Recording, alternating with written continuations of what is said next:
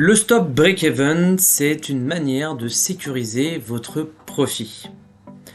Le principe est simple, lorsque vous avez atteint un certain profit, automatiquement, la NanoTrader vous propose de sécuriser votre stop loss pour qu'il arrive soit à zéro, soit en profit.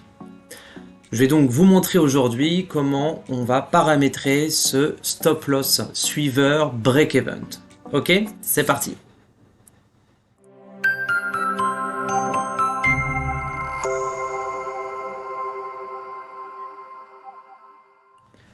Je suis désormais sur la plateforme NanoTrader, plateforme propriétaire de WH Self Invest.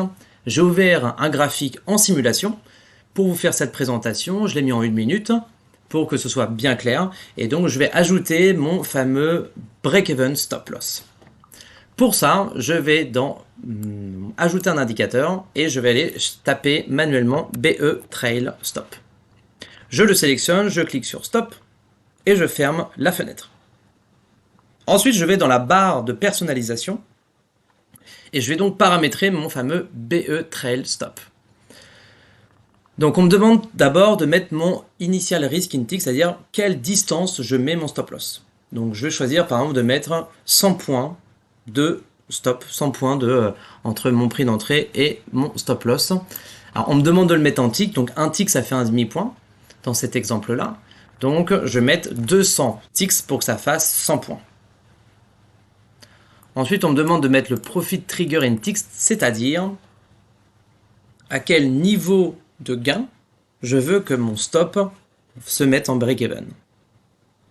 Est-ce que je veux que quand le prix monte et que je gagne par exemple 10 points, et bien, dès que je gagne 10 points, mon stop loss varie et se met en ce qu'on appelle break-even.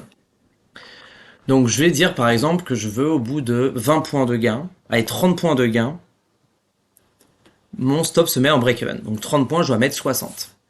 Ok? Et ensuite, on va me demander, ok, mon stop loss maintenant, je le mets où? Est-ce que je le mets à 0 ou est-ce que je le mets un petit peu en gain?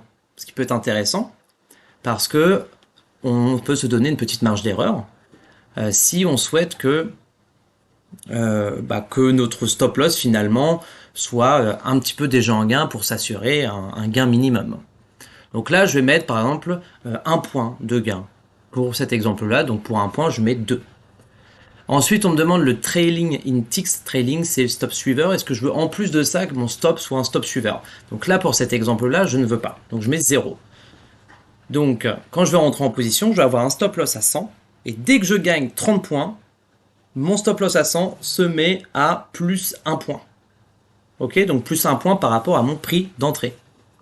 C'est clair? Eh bien, il n'y a plus qu'à activer mon trade guard plus ordre auto.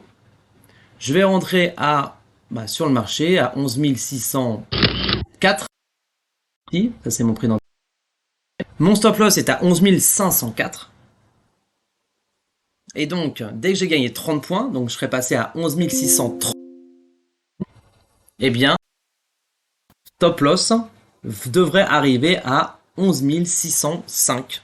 Voilà, en théorie. Maintenant, on va vérifier en pratique. Donc, j'ai dit 11 634. Eh bien, on y est presque. On y est presque. 11 633. Et voilà, 34.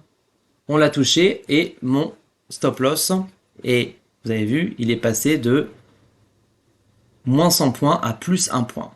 Tout ça en automatique.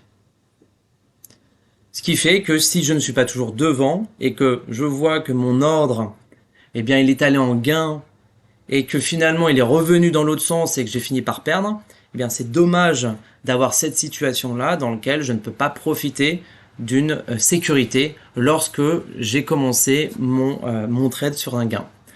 À savoir que vous n'êtes pas obligé de commencer la position et de tout de suite en gain. Vous pouvez commencer en perte, mais dès que vous êtes en profit net, c'est-à-dire là pour l'exemple 30 points au-dessus de mon prix d'entrée, eh bien j'ai mon stop qui se met en break-even. Voilà, c'est le BE Trail Stop. Je vous invite toutes et tous à l'utiliser sur votre compte réel ou démo. WH Self Invest. Merci et à bientôt pour d'autres vidéos. Salut!